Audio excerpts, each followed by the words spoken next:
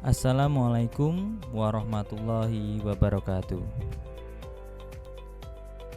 Saya Fajar Kurnia Aji. Kali ini akan menyampaikan koneksi antar materi modul 2.3 coaching untuk supervisi akademik.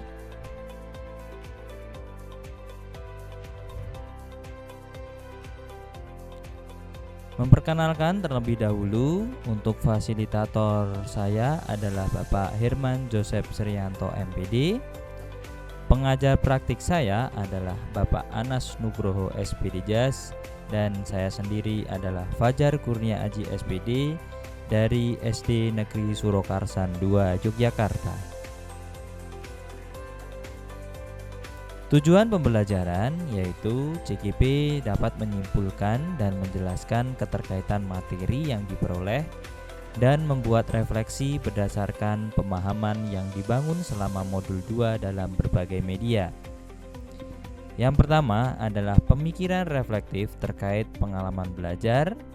Yang kedua adalah analisis untuk implementasi dalam konteks CGP. Dan yang ketiga adalah membuat keterhubungan indikator. Yang pertama adalah pemikiran reflektif terkait pengalaman belajar. Pengalaman atau materi pembelajaran yang baru saja diperoleh. Pengalaman atau materi pertama yaitu pada materi modul 2.3 ini saya belajar mengenai teknik coaching untuk supervisi akademik, di mana coaching ini untuk memberdayakan guru memaksimalkan potensinya. 3 prinsip utama dalam pendekatan coaching yang saya pelajari yaitu kemitraan, proses kreatif, dan memaksimalkan potensi. Yang kedua, pengalaman atau materi kedua yaitu yang saya dapatkan adalah kompetensi inti coaching, yaitu kehadiran penuh, mendengarkan aktif, dan membuat pertanyaan berbobot. Pengalaman atau materi ketiga yang saya dapatkan yaitu dengan memahami percakapan coaching dengan alur Tirta, yaitu yang pertama T, tujuan, yang kedua I, identifikasi, yang ketiga R, rencana aksi, dan yang terakhir adalah TA atau tanggung jawab. Saya juga mempelajari berkaitan dengan coaching untuk supervisi akademik yang terdiri dari 3 tahapan, yaitu pra-observasi, observasi, dan pasca observasi. Yang kedua adalah emosi-emosi yang dirasakan terkait pengalaman belajar. Tentu saat mempelajari modul 2.3 ini saya merasa tertantang. Materi coaching ini tentu materi yang baru buat saya. Saya merasa tertarik untuk mempelajari dan memahami materi coaching ini.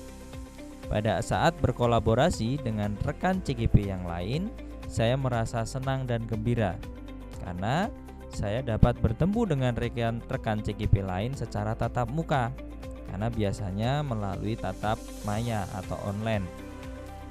Nah, saya dapat bertemu dengan CGP lain secara tatap muka yaitu pada saat mengerjakan tugas demonstrasi kontekstual modul 2.3 ini. Pada saat mempelajari ini, perasaan senang, tertantang, khawatir, dan gembira bercampur menjadi satu pada persentase 87%. Tetapi ada 13% yaitu sedikit perasaan kecewa dan sedih karena keterlambatan saya dalam mengerjakan post-test modul 2.3 ini.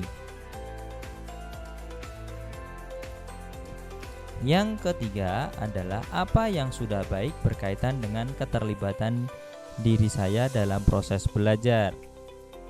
Yang pertama mengenai kompetensi inti coaching.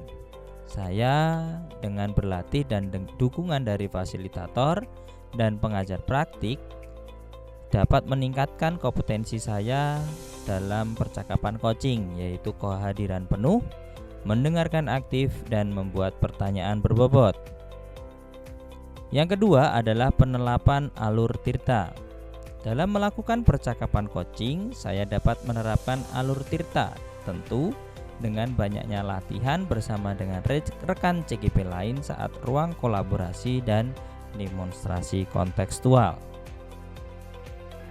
Yang keempat adalah apa yang perlu diperbaiki terkait dengan keterlibatan saya dalam proses belajar.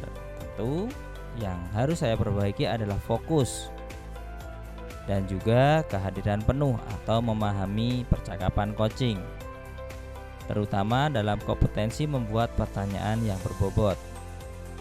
Tentu dengan banyak berlatih, saya dapat menerapkan percakapan coaching untuk memaksimalkan potensi dari rekan sejawat saya di sekolah. Dengan banyak berlatih, saya juga dapat meningkatkan mendengar pada saat coaching dengan rasa. Yang kelima adalah keterkaitan terhadap kompetensi dan kematangan diri pribadi saya. Dengan memahami coaching untuk supervisi akademik ini, saya juga mengembangkan kompetensi saya sebagai guru. Dengan coaching, saya juga dapat menerapkan kompetensi inti coaching untuk memaksimalkan potensi murid saya. Tentu dengan memahami kompetensi dan prinsip coaching, diri saya pribadi menjadi lebih dapat terbuka dan bisa memaksimalkan potensi yang ada dalam diri saya pribadi. Yang B adalah analisis untuk implementasi dalam konteks CGP. Yang pertama, memunculkan pertanyaan kritis yang berhubungan dengan konsep materi dan menggalinya lebih jauh. Dalam mempelajari materi coaching untuk supervisi akademik ini, tentu banyak pertanyaan yang bermunculan di benak saya, yaitu bagaimana saya dapat melakukan coaching untuk supervisi akademik sehingga rekan sejawat dapat memaksimalkan potensinya. Yang kedua, bagaimana menerapkan kompetensi inti coaching dan penerapan alur tirta dalam percakapan coaching. Dari dua pertanyaan tersebut, saya belajar memahami materi secara penuh kesadaran agar nantinya saya dapat melakukan supervisi dengan paradigma coaching dengan maksimal dan baik. Yang kedua, mengolah materi yang dipelajari dengan pemikiran pribadi sehingga tergali wawasan atau insight yang baru. Wawasan baru yang saya dapatkan adalah penerapan percakapan coaching untuk memberdayakan coachee. Dalam mempelajari modul 2.3 ini, saya mempunyai wawasan baru mengenai coaching. Coaching yang saya kenal selama ini ternyata berbeda dengan coaching yang ada pada modul 2.3 ini. Perbedaannya terletak pada percakapan tanpa menilai atau mengejudge dari coachee. Coach dan coachee juga sebagai mitra, jadi sama, setara. Dan coach tidak membantu memberikan solusi, tetapi melalui pertanyaan-pertanyaan coachee dapat menemukan solusi dari permasalahannya sendiri. Yang ketiga adalah menganalisis tantangan yang sesuai dengan konteks asal CGP, yaitu di sekolah saya maupun di daerah saya. Tantangan yang saya hadapi adalah bagaimana saya dapat memberdayakan potensi rekan sejawat saya dengan melakukan coaching tanpa mereka sadar mereka baru saya coaching. Dari hal tersebut, saya berusaha berlatih dan memahami coaching dengan sangat baik. Tantangan berikutnya, bagaimana rekan sejawat mau belajar coaching untuk memaksimalkan potensi dari murid mereka di kelasnya maupun memaksimalkan potensi dirinya sendiri. Yang keempat adalah bagaimana saya memunculkan alternatif solusi terhadap tantangan yang saya identifikasi.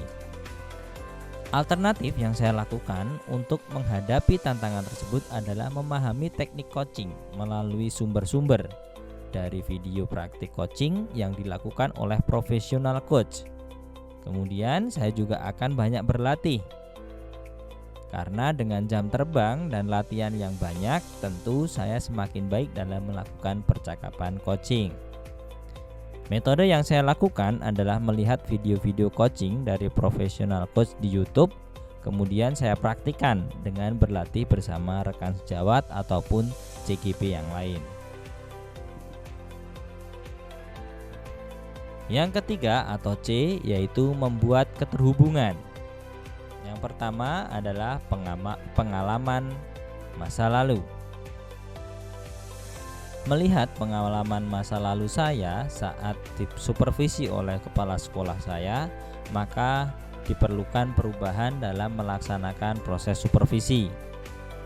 Pentingnya kegiatan supervisi akademik di sekolah mendorong untuk kegiatan supervisi untuk terus dilakukan agar meningkatkan proses pembelajaran di sekolah.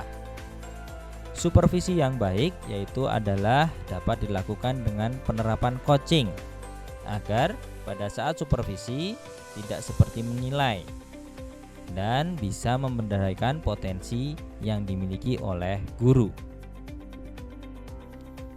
Yang kedua adalah penerapan di masa mendatang. Yang akan saya lakukan yang pertama adalah penerapan coaching. Saya akan menerapkan coaching yang pertama untuk murid saya sendiri. Saya dapat melakukan percakapan coaching dengan murid untuk memaksimalkan potensi mereka. Yang kedua yaitu penerapan coaching untuk supervisi akademik. Saya akan menerapkan coaching untuk supervisi akademik tanpa rekan sejawat tahu bahwa sedang saya coaching. Kedua, yaitu saya akan mengajak kepala sekolah tentunya dan juga rekan sejawat yang lain untuk belajar coaching. Agar apa? Agar kepala sekolah dapat melakukan supervisi akademik dengan percakapan coaching. Dan juga rekan sejawat bisa memaksimalkan potensi murid-murid mereka. Yang ketiga adalah konsep atau praktik baik yang dilakukan dari modul lain yang telah dipelajari. Praktik baik yang sudah saya lakukan adalah menerapkan coaching kepada murid saya yang mengalami kendala dalam proses pembelajaran. Menerapkan pembelajaran sosial emosional untuk murid saya dan saya sendiri dalam melakukan percakapan coaching dengan murid dan rekan sejawat. Juga menerapkan pembelajaran berdiferensiasi dengan terlebih dahulu memahami kebutuhan murid saya dengan percakapan coaching yang sudah saya pelajari. Yang keempat adalah informasi yang didapat dari orang atau sumber lain di luar bahan ajar. Yang pertama, di luar bahan ajar dari LMS, saya belajar dari YouTube, yaitu melalui video coaching oleh professional coach. Saya juga membaca di internet, di jurnal-jurnal ilmiah yang menyampaikan tentang percakapan coaching. Dan yang ketiga adalah karena saya juga berkenalan dengan salah satu profesional coach, saya juga bertanya bagaimana teknik-teknik coaching yang baik dengan beliau.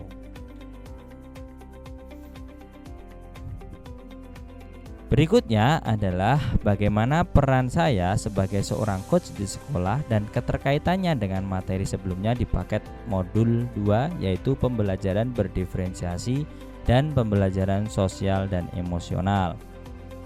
Yang pertama, seorang coach di sekolah saya memiliki peran penting dalam mendukung pengembangan potensi murid secara holistik.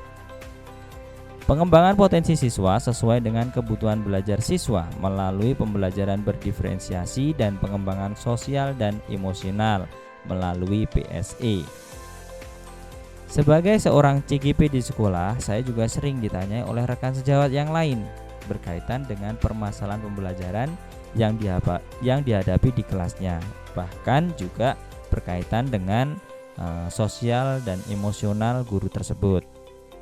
Dengan saya sudah mempelajari materi pembelajaran berdiferensiasi, PSE dan coaching, saya dapat membantu rekan sejawat saya dalam menemukan sendiri solusi dari permasalahan yang dihadapinya. Dengan saya sudah mempelajari pembelajaran berdiferensiasi, saya dapat melihat perbedaan karakteristik baik murid ataupun rekan sejawat. Dengan mempelajari PSE, saya dapat mengontrol emosi saya, sehingga pada saat pelaksanaan coaching saya sudah matang dari segi perbedaan individu dan mengontrol emosi saya maupun emosi dari coachee. Berikutnya yaitu bagaimana keterkaitan keterampilan coaching dengan pengembangan kompetensi sebagai pemimpin pembelajaran. Keterkaitan keterampilan coaching dengan pengembangan kompetensi sebagai pemimpin pembelajaran sangat erat kaitannya. Hal ini dapat dilihat dari peningkatan keterampilan coaching yang di dalamnya terhadap prinsip kemitraan dan pengembangan potensi, maka akan juga mempengaruhi kematangan saya sebagai pemimpin pembelajaran. Dengan penerapan coaching sebagai supervisi akademik, maka secara tidak langsung akan meningkatkan keterampilan saya sebagai pemimpin pembelajaran. Kompetensi inti coaching yang terdiri dari kehadiran penuh, mendengarkan aktif, dan memberikan pertanyaan yang berbobot secara tidak langsung akan memberikan wawasan baru bagi saya, yaitu bagi coach yang berasal dari coachee saya. Dapat dikatakan juga secara tidak langsung saya sebagai coach dapat belajar dari pengalaman dan permasalahan yang diceritakan oleh coachee saya. Sekian dari saya tentang koneksi antar materi modul 2.3. Terima kasih. Salam guru penggerak. Bergerak, tergerak, menggerakkan.